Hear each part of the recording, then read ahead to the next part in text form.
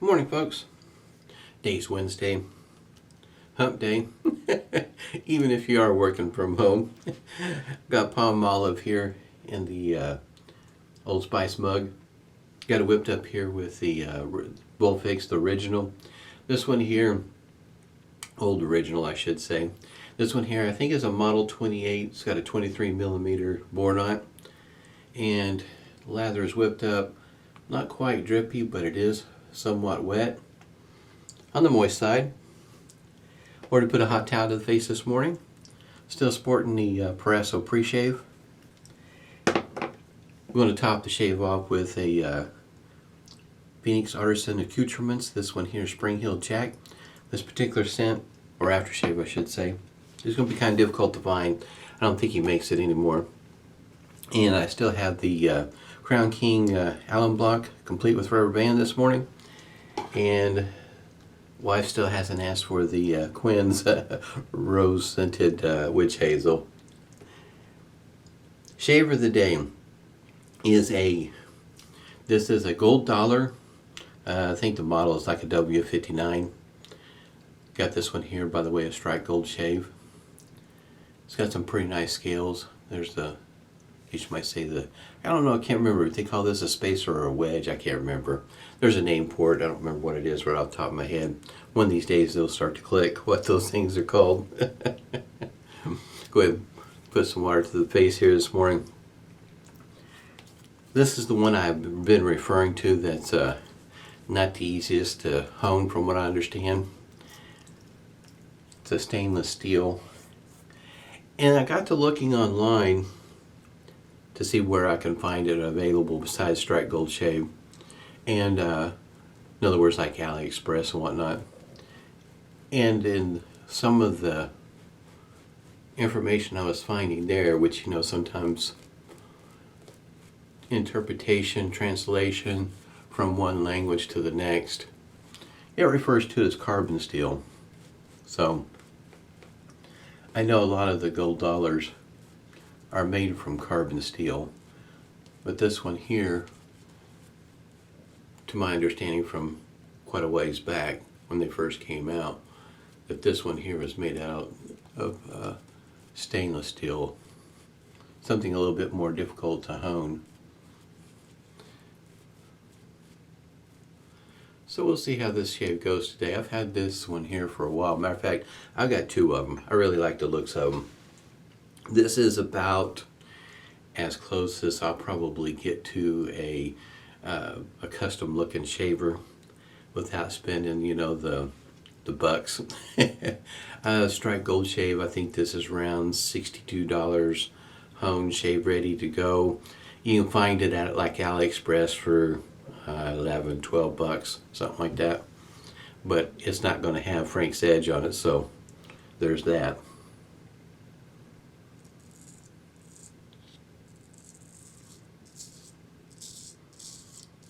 The shave is different, the shave feel.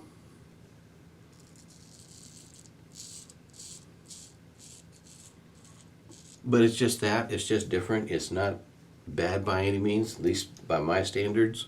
Works well for me. It just feels different, that's all.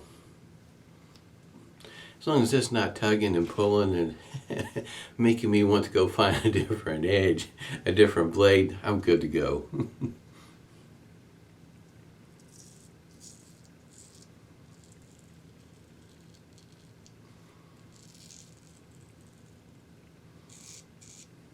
This one here does cause me to be just a bit more careful, especially around the ears, because of the toe and the heel. Around the ears would be the toe. How can you say it's red and pointed? And I think Frank did mute this a little bit, but it's still pretty pointy. It's just something to be aware of. Heel's not quite so bad. It's not near as pointy, but it is something you want to be aware of.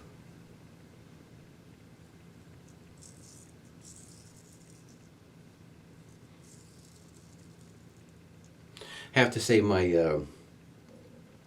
guess you might say my experience with the Shavette does come into play. It does help out quite a bit. I don't feel quite as nervous with it as I would when I first started with the Shavette.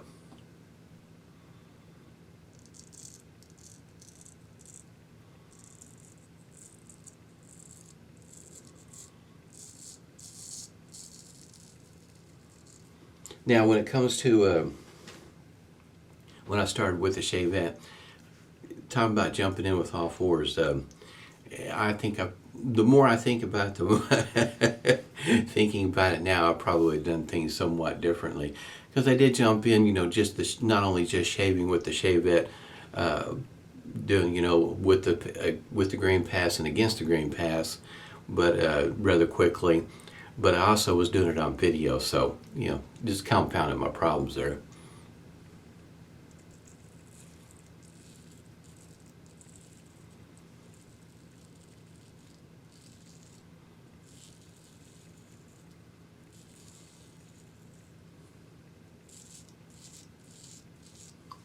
This lather could stand to be just a little bit wetter.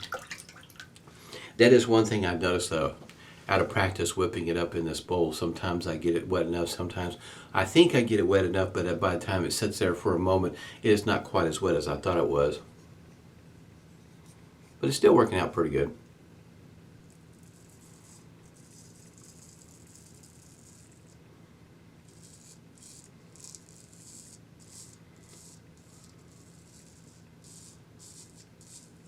There is just a little bit of feedback. It's not going to sound quite like a full hollow, which is pretty darn close. Probably didn't show that, did I? If it'll pick it up. It probably is pretty darn close. For me, I have a hard time distinguishing one from the other.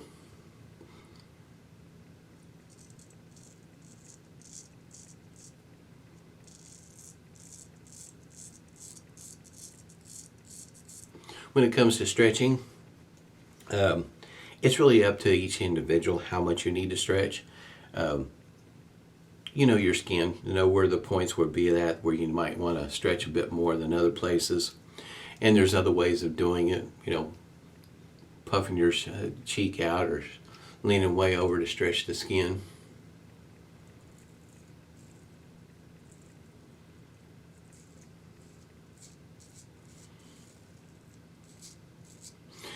Guess you could say, you know, like I said, with the experience I've had with the Shavette, it's really kind of helped me out, you know, about how much I need to stretch my skin. I'd have to say my shaves have been going pretty good.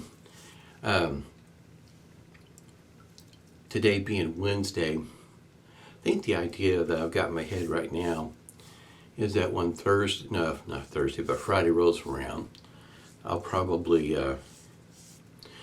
do a single edge, like an injector shave or a gym shave on Friday, and then on Sunday I'll do my DE shave. Trying to get, I guess you might say, a routine with the with all the shavers. Face feels pretty good. I really think the Proraso Preshave does a pretty good job of preparation of my skin. And I put it on and I work it into my face right after my hot towel, and then I create my lather. And so far that routine seems to be working out pretty well.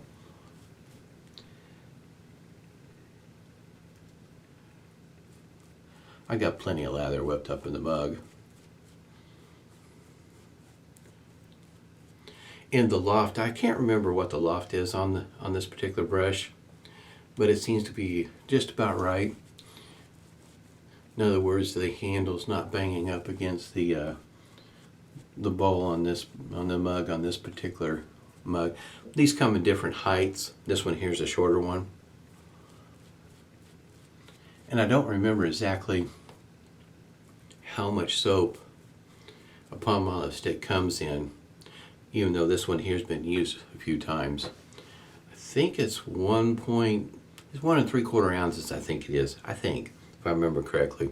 It's not a whole lot. So in a shorter mug, it worked out pretty well.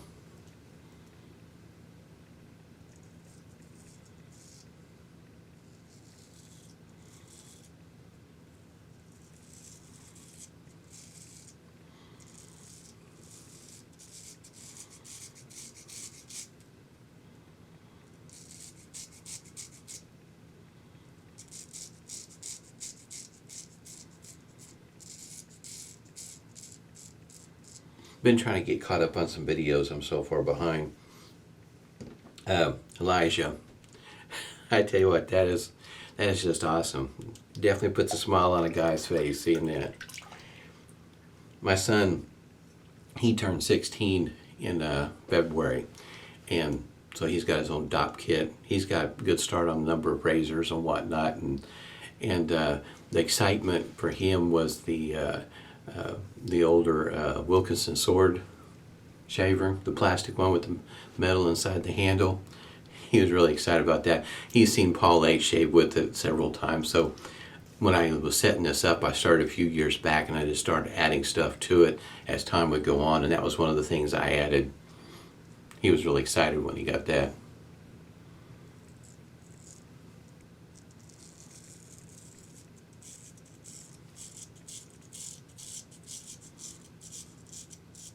He liked Paul H. Omega brushes, call him Omega. He's the Omega man.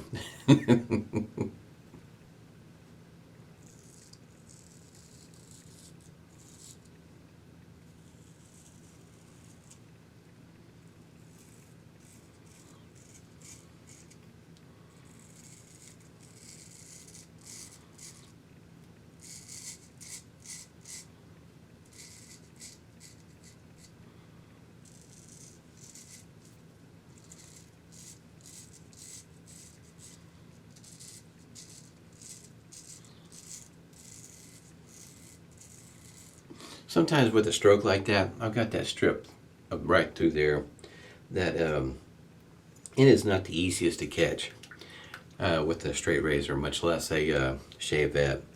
And sometimes shaving, doing a stroke like that, I can get the majority of those whiskers through there. I've been practicing, testing out, if you will, what works best for me through there. Every once in a while, if I'm doing just your typical straight up and down passes, down with the grain, up against the grain, that I feel the need about the second or third day, take whatever my shaver is that I've got handy and catch that strip through there, because it is not the easiest for me to catch with a shavette or a straight razor. It takes a little bit of work. And that's just my spot. It's just on this one side of the face too. It's not on both sides. But as it goes for the growth, when I had my beard, it all lay flat. Look, just normal, like there's nothing going on, once it got long enough. But on the short hairs though, yeah, they do stick up differently. Stand up, stick up. That's what Stephen Davison had mentioned, like when you first start out shaving, that you might want to wait 4 or 5 days or whatever the case might be, depending on your beard growth. In other words, just to be able to see how it grows, so you know the directions that it's pointing at. Because what typically might be, in other words, for most folks this is across the grain, for you it might be actually against the grain in some areas, or a good part of your face. It just depends on the situation. Everybody's different. And I mentioned it before, and I think I probably should keep on mentioning it. Oh yes, I did forget one thing, didn't I? I have a bad habit of doing that. But the rubber band on this alum block helps me hang on to the alum block so I don't drop it. It's something that I really appreciate about this this alum block that I get from Phoenix Artists and Accoutrements, is that rubber band. Now for some folks, that's not a big deal. And if you get the kind, like for instance, I got a few from Razor Rock, which to me, in my opinion, they're great for traveling. And it's just a short little alum block that's got a base to it, and it's got a cap, of course. So you can hang on to the base and working around your face, which is, now I got one in my travel kit. That's an awesome alum block. That idea was great. One of the things I forgot to mention is after the shave off camera, the Shaven Sailor beard oil. I know a bad habit, I usually don't mention it. I list it, but I don't mention it, and I should. It is part of my shave routine, which is, I guess you might say, my ritual, if you will.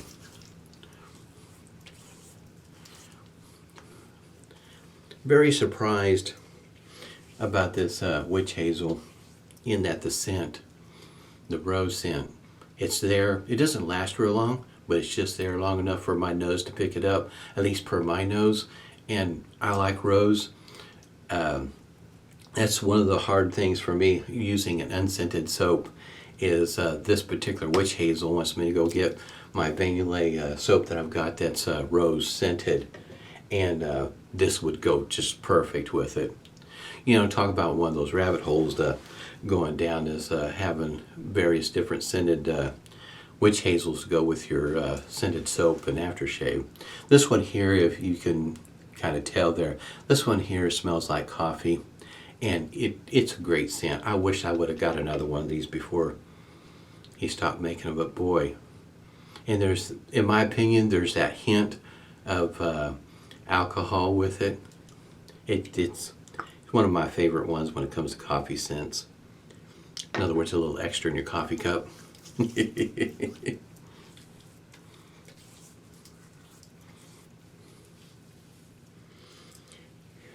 Every once in a while, Bailey's coffee creamer, I like using it in my coffee. I like creamer, flavored creamer. It's just one of those things I enjoy about having coffee, is the creamer. It's kind of like, you know, soap. You enjoy the scented soap, and I'm trying to see how long I will last. See if I can make it a month using different unscented soaps. And this one here, in other words, I think Sunday I'll go ahead and start with the next unscented soap. See if I can make it 4 weeks. In other words, about a month. But Palmolive, you can still find it for sale in some places. It's a little bit more difficult to buy than what it used to be, but this soap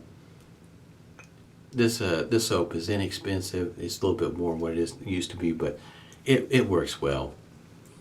Can't complain a bit about it. Quite happy with it. Had a pretty good shave this morning. Went smooth. Didn't nick my ears. I have a bad habit.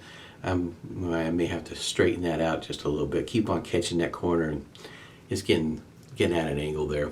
Anyway, hope everybody's doing well. Stay healthy, stay safe, and smooth shaves to you.